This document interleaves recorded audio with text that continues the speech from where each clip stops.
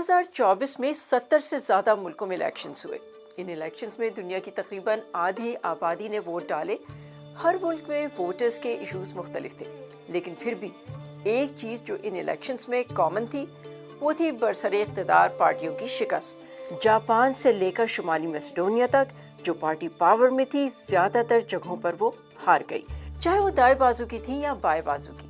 जनूबी अफ्रीका की बाएं बाजू की पार्टी अफ्रीकी नेशनल कांग्रेस हार गई और बरतानिया की दाएं बाजू की क़दामत पसंद पार्टियों को शिकस्त हुई। लेकिन इस रुझान की वजह क्या थी? एक बड़ी वजह थी महंगाई, माशी अदम इस्तेहकाम, जिसका 2022 के बाद दुनिया भर को सामना करना पड़ा। साल 2022 में कोविड-19 की वजह से आलमी तिजारत और सप्लाईज मुतासिर हुई। इससे महंगाई बढ़ी। रूस और यूक्रेन के दरमियान छिड़ने वाली जंग की वजह से भी सप्लाई चेन में खलल आया। नतीजा, आम अशिया की कीमतें ऊपर चली गईं।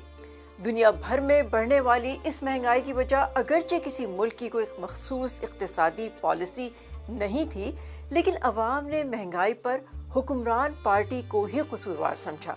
अमेरिका, सेनेगल और श्रीलंका में इसी वजह से हुक्मरान पार्टी को अपोजिशन पार्टी के हाथों शिकस्त हुई, जबकि इंडिया और फ्रांस में बरसर इक़्तिदार पार्टियों की पार्लियामेंट में सीटें कम हुईं, लेकिन वो कोalition की वजह से हुकूमत बचाने में कामयाब रही। मैक्सिको में भी हुकूमती पार्टी फतेहमंद रही।